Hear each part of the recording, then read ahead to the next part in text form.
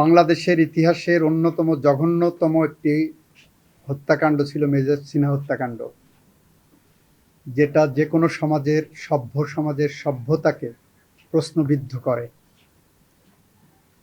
সেই মামলায় বিচারিক আদালত 2 জনকে ফাঁসির আদেশ দিয়েছিলেন এবং 6 জনকে যাবজ্জীবন কারাদণ্ডে দণ্ডিত করেছিলেন। ফাঁসির আদেশ যেহেতু দিয়েছেন, আইনের বিধান মতে ডেথ রেফারেন্স হিসাবে এটা সুপ্রিম কোর্টে আসে। বাদীপক্ষের পক্ষ থেকে একটি রিভিশন দায়ের করা হয় বাকি 6 জনকেও মৃত্যুদণ্ড দেওয়ানোর জন্য। রাষ্ট্রপক্ষ থেকে কোনো আপিল করা হয়নি। আসামিরা সবাই আপিল দায়ের করেছিলেন। ফলে ডেথ রেফারেন্স, বাদীপক্ষের রিভিশন এবং আসামিদের আপিল একসাথে শুনানি শেষ করে মহামান্য হাইকোর্ট বিভাগ আজকে নিম্ন আদালতের বিচারিক আদালতে রায় বহাল রেখেছেন। অর্থাৎ 2 জনের ফাঁসি এবং 6 জনের যাবজ্জীবন জেল এটি বহাল রেখেছেন। আদালতে আমাদের গত দিনে যে সাবমিশন দিয়েছিলাম, সেই সাবমিশনে আমরা এটা বলেছিলাম, মেজর সিনহা তার জীবন দিয়ে আরও অগণিত মানুষের জীবন রক্ষা করে গেছে এই মানুষরূপী প্রদীপ লিয়াকতদের হাত থেকে। আমরা বলেছিলাম, মেজর সিনহার যদি ন্যায় বিচার না হয়, রাষ্ট্র যদি মেজর সিনহা হত্যাকাণ্ডের ন্যায় বিচার করতে ব্যর্থ হয়, তাহলে কবি হেলাল হাফিজের মতো আমরা তার ভাষায় উত্তর পুরুষের ভীরুকা পুরুষের উপমা হয়ে রয়ে যাব। আমরা বলেছিলাম, এই বিচার প্রক্রিয়ায় রাষ্ট্রপক্ষ এতটাই তৎপর যে আগামী প্রজন্মের জন্য, সুকান্তের ভাষায়, আগামী প্রজন্মের জন্য বাসযোগ্য করে গড়ে তুলে রাখার জন্য এই বিচারটা প্রয়োজন এবং এই শাস্তিটা বহাল রাখা প্রয়োজন। এখানে আপনাদের মাধ্যমে গোটা দেশবাসীকে জানাতে চাই,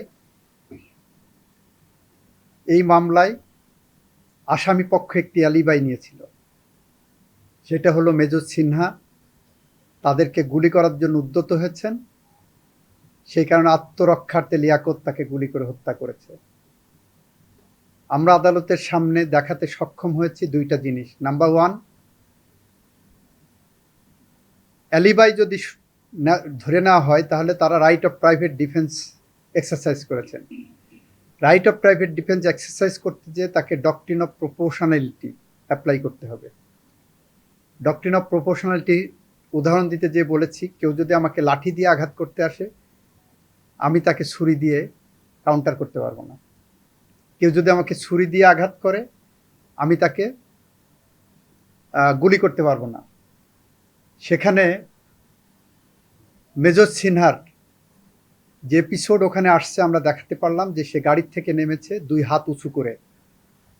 যখন 2 হাত উঁচু করে না উনি নিচে আসেন, তার মানে উনি আত্মসমর্পণ করেছেন। তখন প্রথমে তাকে 2টি গুলি করা হয়েছে, একটু এগিয়ে যেয়ে আরও 2টি গুলি করা হয়েছে, সেখানেই থেমে থাকেনি।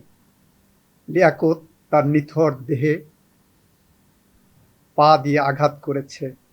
প্রদীপ এসে তার নলির উপরে বুটের আঘাতে মৃত্যু নিশ্চিত করেছে। এই নির্মম হত্যাকাণ্ডের বিচার যদি বাংলাদেশের মাটিতে আমরা না করতে পারি, তাহলে এই বাংলাদেশ তার সভ্যতার ইতিহাসে একটি প্রশ্নবোধক চিহ্ন হয়ে থাকবে। আমরা রাষ্ট্রের পক্ষ থেকে মনে করি আমরা আমাদের দায়িত্ব যথাযথভাবে পালন করতে পেরেছি। আমরা মনে করি মেজর সিনহা তার জীবন দিয়ে যত মানুষের জীবন রক্ষা করে গেছেন, তাদের প্রতিটি নিঃশ্বাস তার আত্মার শান্তি মাগফিরাত কামনা করবে। আমরা মনে করি মেজর সিনহার যারা সতীর্থ, সহকর্মী, বিশেষ করে সেনাবাহিনীর যে সমস্ত কর্মকর্তারা মেজর সিনহার বিচারের জন্য তাদের কণ্ঠ উচ্চারিত করেছিলেন, তারা আজকে একটু শান্তি পাবেন। কিছুটা হলেও হয়তো মেজর সিনহার শূন্যতা পূরণ হবে না, বাট তারা মনে করবেন তাদের কণ্ঠে যে প্রতিবাদ উঠে এসেছিল সেই প্রতিবাদ একটি ভাষা পেয়েছে, একটি ন্যায় বিচার পেয়েছে। মেজর সিনহার আত্মার শান্তির জন্য তাদের এটার থেকে বড় কোনো ইবাদত হতে পারে না।